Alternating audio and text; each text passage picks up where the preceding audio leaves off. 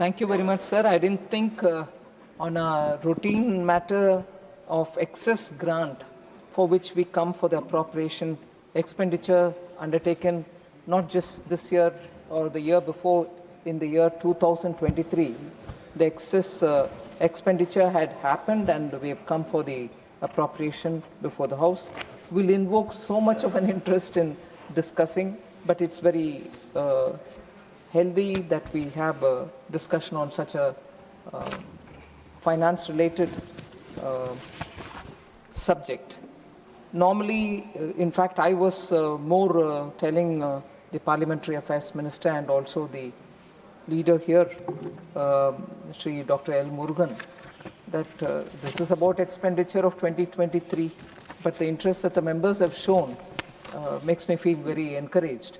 So I would take this opportunity to just explain a few things with your indulgence, sir. Please. Sir, this is the demand for excess grant for expenditures undertaken in the year 2023 on just 2 counts. And these 2 counts were part of what the Public Accounts Committee in its 39th report presented to the Lok Sabha this year in April. So Public Accounts Committee, as you know and the honorable members know, is headed always by a leader from the opposition. So in his chairmanship, that entire committee looks into the accounts and identifies where any excess has happened. So this year in April 26, this particular or this pair of 2 excess expenditure which had happened in 2023 was highlighted. One such excess demand arises out of a particular court order which was on the Railway Ministry, and that was for 196.44 crore under the grant number 85, which is railways. That's a small, lesser amount.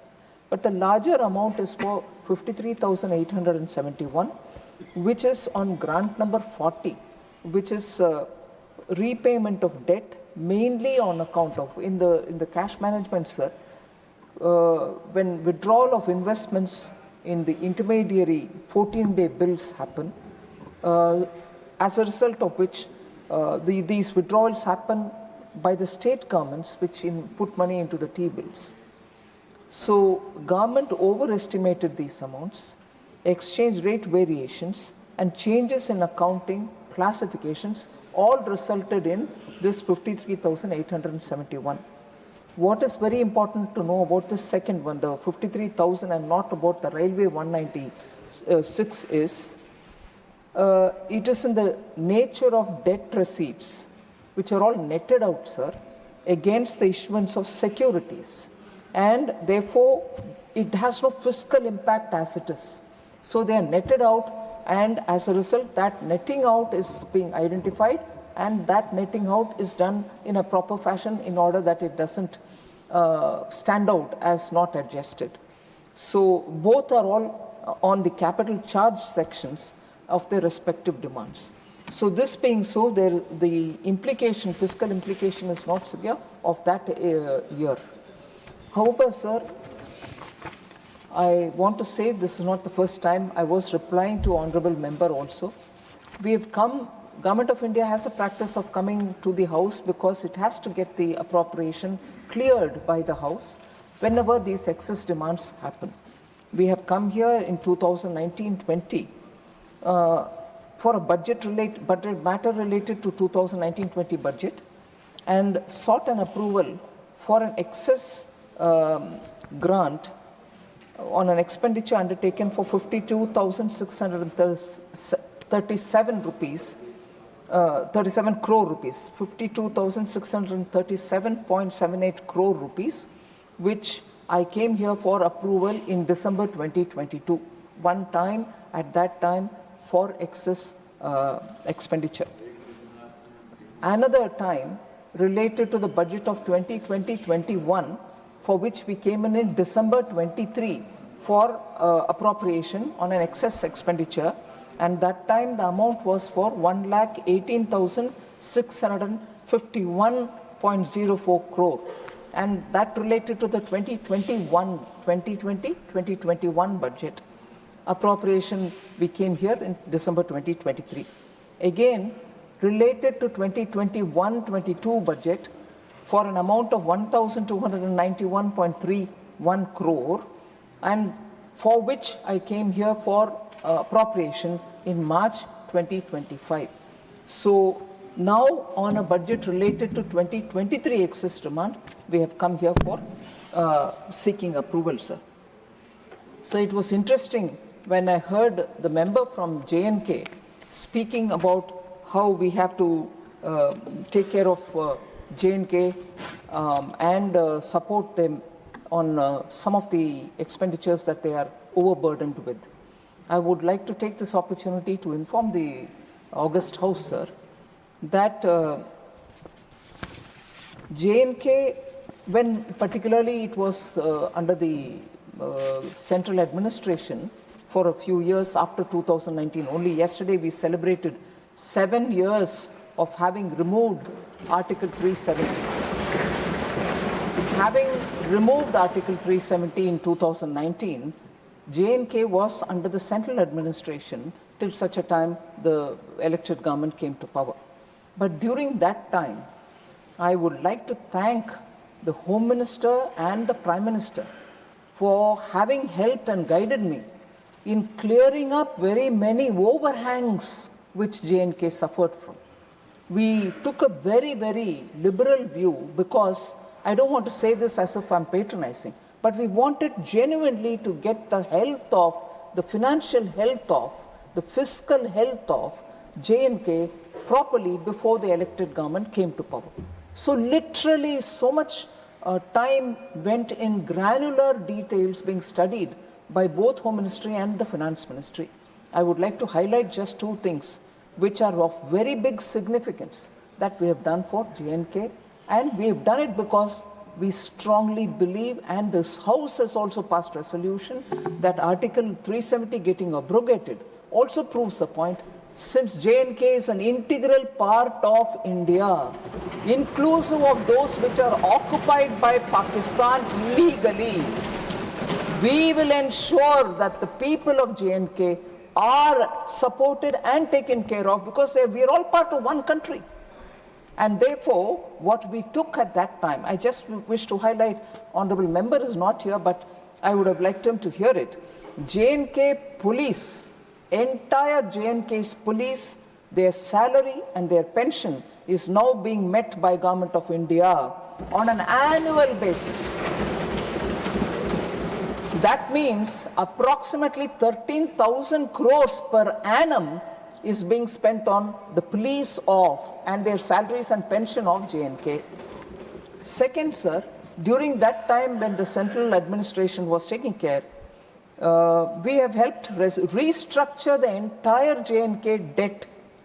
The Union Territory of J&K, we took care of restructuring it, and we had to, because the division happened of J&K and Ladakh, we repaid all the debt which Ladakh Union Territory had because the resources reallocation took place, and they were left with quite a lot of money which had to be paid back. We have paid back that entire thing of Ladakh and taken care of readjusting, restructuring J&K's debt.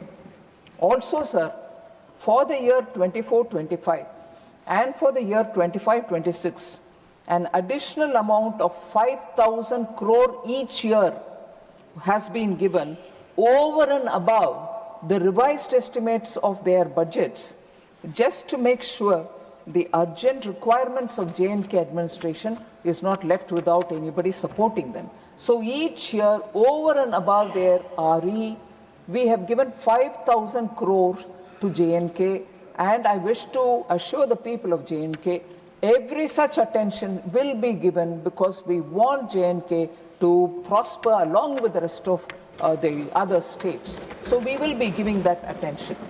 Even more, sir, just two more points on J&K.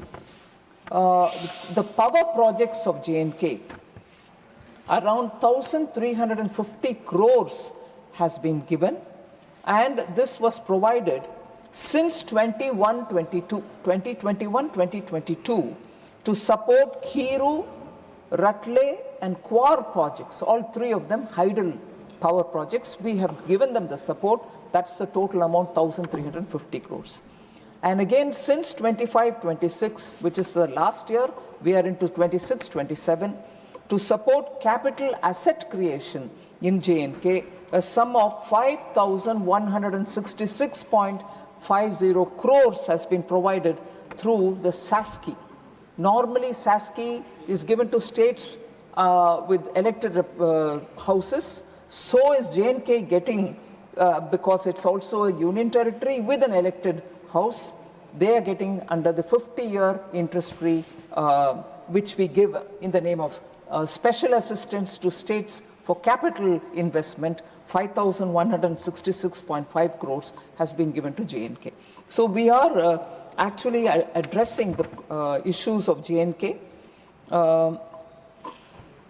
This year, sir, for 26-27, the same SASCI 50-year interest-free amount for J&K, 1,407 crores has been provided in the untied component, and 4,886 crore can be claimed if conditions under the reforms components are met by the union territory of J&K. So for every state we give tied component and untied component. Untied component goes anyway based on the proposals. Tied components go on the basis of reforms that they undertake. So J&K still has more than 4,886 crores if they can utilize through, am I right? Yes, sir, 4,886 crore that they can claim if they undertake reforms, in addition to the untied that they will get.